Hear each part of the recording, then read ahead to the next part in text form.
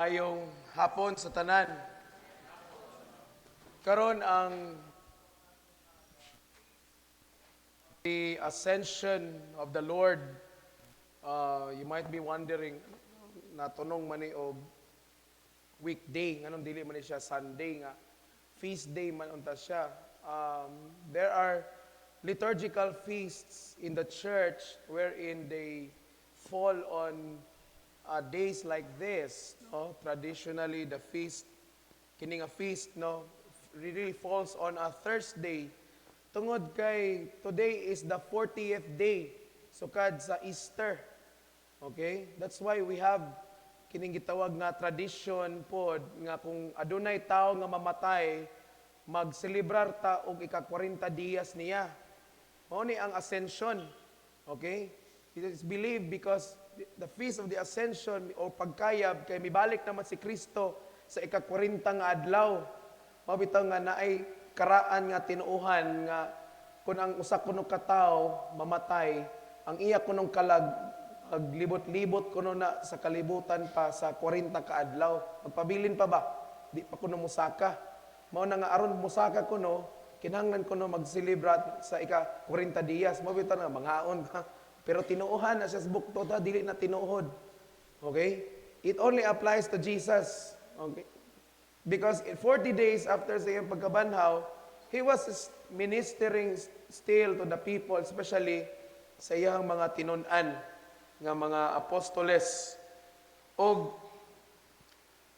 in this day, we remember, okay, how Jesus spent that 40 days.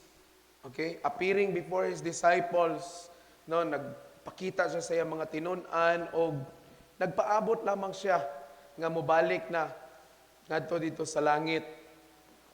O kada Domingo, we always gitawag nga profess through the creed. Moingon ta diya pinaagi sa credo nga misaka siya sa langit. Okay, we believe on that he really ascended into heaven. Okay, whether in the apostles or in the Nicene Creed, no nga Jesus indeed ascended into heaven, but always remember this, even if he did ascend into the heavens, he did not abandon us, especially his church.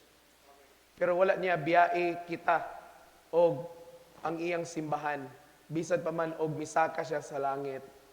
Okay? Kay we need to understand that before we can even celebrate the feast of the Pentecost, okay, kinahanglan nga mubalik sa siya sa langit. Okay? Kay dili mahitabo nga muabot kanato ang Espiritu Santo kung naa pa si Kristo diri sa kalibutan. Og pinaagi lamang sa Espiritu Santo, okay, nahimo na hinuon nga present o tangible sa atong tanan si Kristo. Kay during the time of Jesus, dili man siya pwede nga kanang gitawag nga dungan, no, physically nga dungan siya nga naa sa lain-lain nga mga lugar tungod kay tao man siya. But because of his ascension, pinaagi sa iyang pagkayab ngadto sa langit, and by sending the Holy Spirit, okay, nga ni kanato, mauna nga He is now present in all of us, wherever we are, whatever part in the world, okay, through the power of the Holy Spirit. And the ascension is also a reminder kanatong mga Kristohanon sa atong panahon karon nga kinahanglan padayonon nato ang mga buhat nga nasugdan sa atong Ginoong Kristo. Especially ang pagsangyaw sa maayong balita. Okay? The ascension is the start of mission. Okay? Ang pagkayab ni Kristo mao dinhi nagsugod ang gitawag nato nga mga mission or the missionary work nga iyang gitagana para natong tanan. Okay? Sa atong panahon karon daghan pa kaayong mga buluhaton nga angayan natong himuon ilabi na diya sa misyon o sa pagsangyaw. Okay? Tinuod nga gibili ni Kristo ni nga trabaho sa iyang mga apostoles ug sa simbahan apan kinahanglan timan-an nato nga lakip ta ni ana nga trabaho sa pagsangyaw o sa pagbuhat sa mga buluhaton ni Ginoong Kristo. We are called to go forth into missions and evangelism. Okay? Tungod kay ang atong kalibutan karon nagkinahanglan nga makadungog ni Kristo. Kinahanglan makadungog ang atong mga kaigsuonan kung kinsa si Kristo, unsay nabuhat ni Kristo, unsa ang kaluwasan nga giandam ni Kristo alang sa tanan nga andam nga mosunod kaniya. Okay? Mao na mga igsuon nga in this feast of the Ascension, okay, we are not called to be stagnant. We have to trust God, and by obeying His mission, we are now the ones being sent by Him in this world. Okay? The alternative reading for today is found in Mark 16, no? Wherein ingon si Kristo nga, go forth, okay, into the world and preach the gospel to all nations. O na nga, unsa may atong response niini nga tawag sa Ginoo sa iyang pagbilin kanato sa misyon. Okay? I remember dito sa youth camp namo na ay nangutana ba nga batan-on. Ingon siya nga, Father, can you give kanang tips? Okay? Kung unsaon kuno pag evangelize kuno nga parehas daw nila nga mga estudyante pa, mga batan-on pa. Okay? And I told them kanang pag-evangelism bitaw dili man na kinahanglan nga kanang formal setting bitaw nga kanang imong tapokon ang tao unya mo ingon kag kalit diya nga mag-opening prayer ta, mag-ampot ta, orang uban bitaw di pares ang uban bitaw nga singgitan lang kag kalit. Naluwas na ba ka? Ano nga ba diretsoon ka ba? Naluwas na ka? No? Kung wala pa, walihan ni kag Roma 3:23, di ba? Ang tanan nakasala na ilayo sa Dios. Na Roma 6:23 dayon. Napahuman, padawaton ning ka sa Ginoo. Ana dayon Jesus prayer. Human. And then I told them, evangelism is not only limited to that. Evangelism is bisan kanang pag-encourage nimo sa imong isig katao, that is already evangelism. Okay? Trabaho na sa Ginoo. Okay? That is already the work that God has left to us.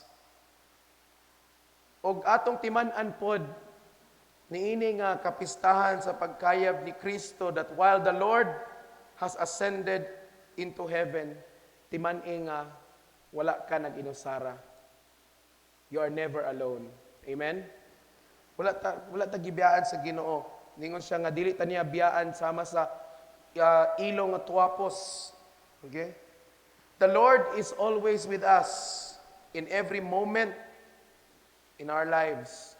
He is with us. Mabitaw nga He is Jehovah Shammah. Okay? The Lord is there. Ang Dios nag-uban kanato. Maunang mga igsoon, unsa man ang misyon sa simbahan karon nga panahon? Do we take part on that mission? Nilakip pa ta ni anak nga misyon nga gibilin sa Dios sa simbahan? Or nakontinto lang ta nga motungha lang ta pag Domingo? Or mo lingkod mag-member lang ko? No? Ang uban sa ato dili ganahan magmisyon kay una-una ba nga dugang trabaho, no? Dugang kabugaton ba? Gusto lang nato nga maminaw lang ta sa magwali, no? Muaten lang tag misa, that's it. Pero kung ingana ang mindset natong mga Kristohanon, dili gid ka motubo isip usa ka Kristohanon. Kay whether you like it or not, pag abot sa panahon nga hukman ta sa Ginoo, mangutan-on gid ta sa Ginoo. Pila man kakalag ang imong nadala sa akong simbahan. Pila man katao ang imong napaambitan sa akong ibanghilyo? What is our answer to that? Okay? Excited kita nga makadungog ta nga ignon ta sa Ginoo nga well done, good and faithful servant, pero dili ta andam mo lihok aron nga madungog nato na nga mga pulong gikan sa Dios. Okay? Mo na nga I encourage all of you, no? Bring a soul diya sa gingharian sa Dios. Pagdala mo og kalag sa gingharian sa Ginoo.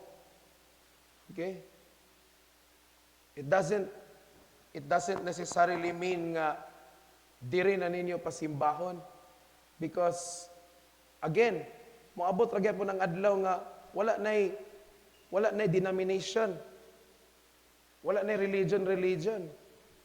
Wala nay CEC, wala nay Roman Catholic, wala nay Orthodox, usa pa na diya. Usahon natang tanan sa Ginoo. Kaya ang Dios ra may tag-iya, isa ra man ka Dios ang tag-iya natong tanan. Nabahin-bahin lang ta. Pinaagi sa relihiyon, sa atong pagtuo. Pero, isa ra gid ka Diyos ang tinubdan natong tanan. Mao na nga, in your lifetime, sa inyong kinabuhi karon paningkamot gid mo nga mag-target bisag isa ka buok kalag sa isa ka tuig. Inyong ma-encourage nga mobalik sa Ginoo or muduol sa Ginoo. Ayan na magpangandoy anang dinaghan dayon. Gusto na ako karon nga year napulo ka bug ako napulo ka bug ako makumbinsi nga magbaton og relasyon sa Ginoo. Lisod naman gani na himuon ng usara. Kana paging napulo ka buok. Okay? Hinay-hinay lang. No? And then pinaka-importante pod discipleship. No? Atong i-disciple, himuon natong tinun-an. And then kay katong imong gihimo nga tinun-an, maghimo na pod to og laing tinun-an. Ug ang iyang tinun-an mangita, maghimo na pod og lain nga tinun-an. Pero the credit will always go back to God. Okay? Ang pagpasidungog mubalik gid gihapon sa Ginoo. Mauna nga we have to be firm in our commitment to proclaim the gospel and His truth. Dili ta mahadlok nga mo sangyaw sa pulong sa Dios. Okay? Dili ta maulaw nga mo sangyaw sa pulong sa Dios sa atong mga kaigsuonan. Kay mas ulaw nga dili magsangyaw sa pulong sa Ginoo. Bisan og nakabalo ka na sa pulong sa Ginoo. Okay? Maulaw ta mo share, no? Ano maulaw man ta sa atong pagtuo, no? Mao man ay dako kay nga challenge karon sa atong kalibutan, makita ninyo sa TV. Pipila lamang ka mga personalidad nga mga sikat, mga artista, mga atleta. Pipila ra gyud ang musulti sa ilang pagtuo. May ngadto kang Ginoong Kristo. Bisan pa og ginabawalan ang uban kanila nga mag-mention og mga ingana nga mga butang. Pero ang uban sa kanila sa ila maisugon gid kaayo nga musulti gyud, no? Labon ang uban relihiyon, grabe ka isog kayo. Di maulaw. Kaya nga naman maunay nakatanom sa ilaha nga di gid maulaw-ulaw. How much more kita mga Kristohanon, no? Dili ta maulaw. Kamo mga estudyante ayaw mo kaulaw sa mag-share sa inyong mga classmate, no? Say pisang gani pagtambag, no? Mauwaw mo nga mogamit sa pulong sa Ginoo sa inyong mga tambag, no? Maulaw mo kay nahuna ninyo basig di niya ni mao, no? Or basig lahi ang relihiyon usay kay magtan-aw mao lagi na kay magtan-aw diretso sa relihiyon. Ayog hisgot og relihiyon, hisgote ang tag-iya sa tanang relihiyon nga mao sa Ginoong Kristo, no? Hisgote ang Dios. Okay? Be firm again in your commitment to proclaim the gospel. Kaya again, this is our mission. I remember the words of Cardinal Luis Antonio Tagle during sa Eucharistic Congress dito sa Amerika last year. Niingon siya nga, a Eucharistic people is a missionary people. Okay? Ang katawhan ko no, nga nababad sa Eucharistia, mga missionary daw na sila. Kita, sige tagpartake sa lawas ug dugo ni Kristo. We are already a Eucharistic people. Nga naman nga mahadlok gyapon ta mag-mission. Amen? Okay? Sama na sa giingon sa isa ka exorcist nga ang Pilipinas kuno, okay, is a sacramentalized country but not evangelized. No? Maayo lang kay ta sa mga ritual, sakramento, mga postura, master ta na. Pero kuwang pata sa pag-evangelize, no? Wala kita totally nasangyawan, wala kita totally nakasabot ngano ning mga butanga. Ug mga igsoon, I tell you nga the only way nga dili ta mababagan sa atong pagsangyaw ngadto sa uban is when we always come to the grace of God through the sacrament of His body and blood. Nga muduol kita sa lawas ug dugo ni Kristo aron makabaton ta og grasya nga mawagtang ng atong mga kahadlok ug kaulaw sa pagsangyaw. Okay? Kaya nikayab naman si Kristo. Ibalik na siya. Dili naman siya pwede manaog every time nga, oy, mag-mission na ko. Sige, ako lang sa, naog sa ko balik. Balik ko na pagkog sa kapod. Dili naman. Gibilin na niya sa ato nga trabaho. Okay? Gibilin na niya nga trabaho sa simbahan. Mao nga, tabangan nato ning tanan. Igna imong tapad, tabangi ko. Igna, tabangi ko. Oh, tabangi ko. Kay dili nato ni mabuhat kung dili ta magtinabangay. Dili po namo ni kaya pod nga kami ra pod mga clergy ra pod. Kitang tanan. Di ba? Kinsa ninyo diri ang gusto nga makakita sa adlaw nga mapuno ning simbahan, matag misa, pataas ang kamot. Oh. Gusto ninyo na makita di magtinabangay ta. Magtinabangay ta, magdinasigay. Naman tayo mga kaigsuunan nga, dugay na itong makita. Naluya sa pagsimbag, pag-alagad sa Ginoo. Sugod ta sa ila. Amen? Before sa ta manggawas, sugod sa ta diri sa ato. Kumbaga, before ta manglimpyo dito sa uban, manglimpyo sa ta diri sa ato. Nagkantang mga igsuon diri nga tabangunon. Nga, sige tagpangita nga, asa ka ba? Kay ingon ra ba sila bishop ilang father nga kuan ko no, magmisyon ko no. Nalimot ta nga usahay kanang atong gipangita nga misyonan, ato ra day pong kauban sa pamilya. Ang atong kaugalingon nga bana, asawa, mga anak, parinti. Wa ta kasangyaw sa ila. Nag-desire ta nga magmusangyaw dito sa uban, dili man sa sayop nga mag-desire ta na. Pero make sure nga ikaw o ang imong pamilya mao'y unang nasangyawan. Ug ayaw na paghulat nga naapay mo sangyaw sa inyo, ikaw na ang magsangyaw. Amen? Ikaw na. Another question sa youth camp, kung saon ko no pag-disciple. Inko nga, kinahanglan nga, dili lang igo nga, muadto ka dito, unya, magkapa ka. Kung dili, magtuon, gyud ka.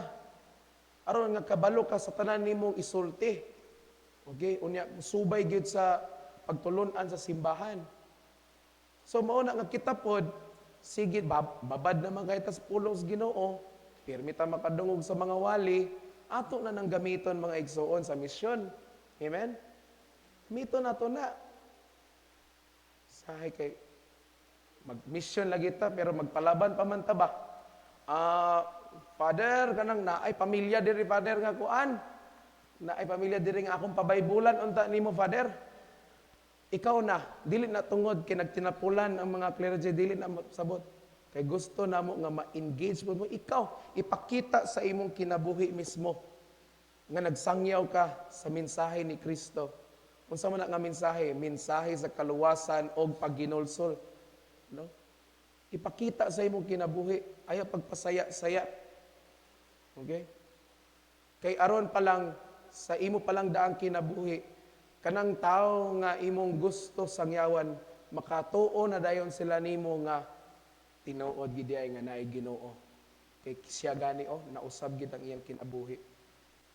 Amen. Mao na mga igsoon nga let us remember Jesus in his victory through the feast of the Ascension. And again, Jesus did not left or abandon us. Kauban gyapon nato ang Ginoo sa matag adlaw, sa matag gutlo sa atong kinabuhi. Amen. Palihog manindog.